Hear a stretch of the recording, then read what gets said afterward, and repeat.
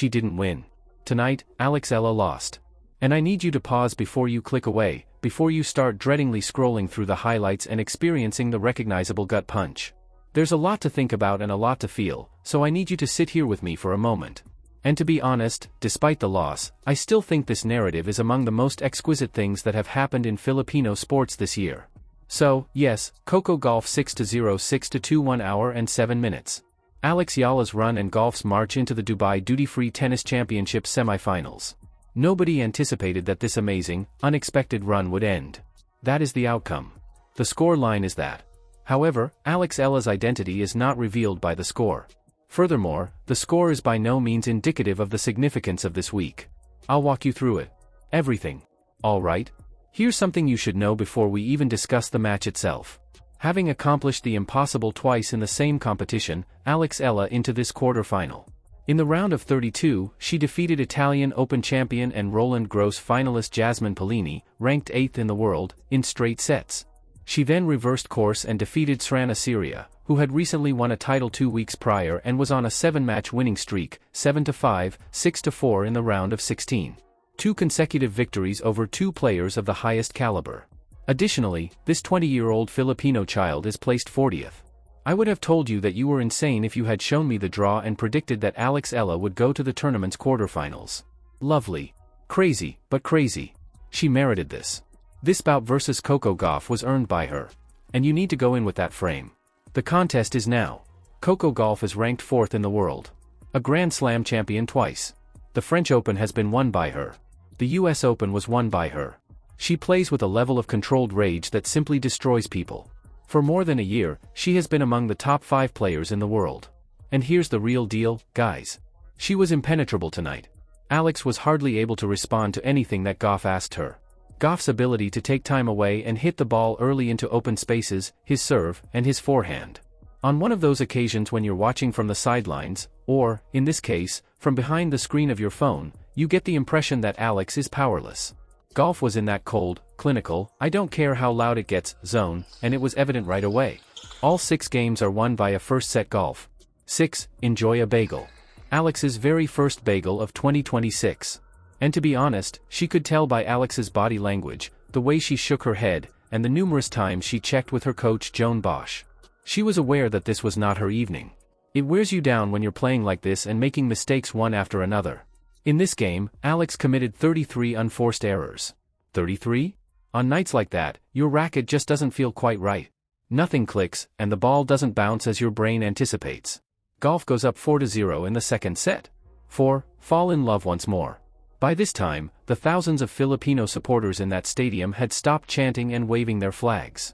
It's the kind of silence where you're still there, you're still hanging on, but you're at a loss for what to be happy about because things keep getting worse. And now comes the one instance from the entire game that I will never forget.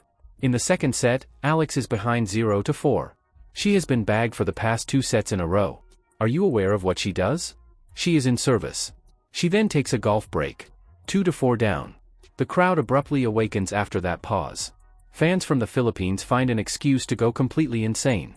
She's not finished, so there are flags flying and loud noises coming through the ceiling. She wouldn't allow herself to be duped. Alex's most recent double bagel loss occurred in the Madrid Open qualifications in 2022, if you are familiar with your tennis background. At 16, she was determined not to allow that to occur on the most important stage of her professional life. Did she bridge the distance? No, Gauff quickly recovered and won the following 2 games to end the series 6-2. Although it would have been so simple to check out totally and just go cry in the locker room, Alex Eala resisted, and that moment, that hug, and that break told you everything you need to know about her. She earned it by playing golf. She convinced the audience for a brief period of time. That says more about her character than 100 victories ever could. This is the bit that really got me, so let me to tell you about Coco Gauff after the game. Gauff, who, incidentally, had 8 double faults because she is still human even when she is winning 6-0 or 6-2, spoke about Alex in a way that made me shiver a little. She began by recognizing Alex as a fierce rival. She stated, even when I was awake, I was aware that she might return at any time. She's done it before, I know, give that some thought. The 4th-ranked person in the world, the 2-time. As he saw Alex Eala, the Grand Slam winner thought, this girl is dangerous even at 6-0 and 4-0. She is capable of something. Respect is that. It goes beyond simply being polite to the cameras. Then the crowd thing happened.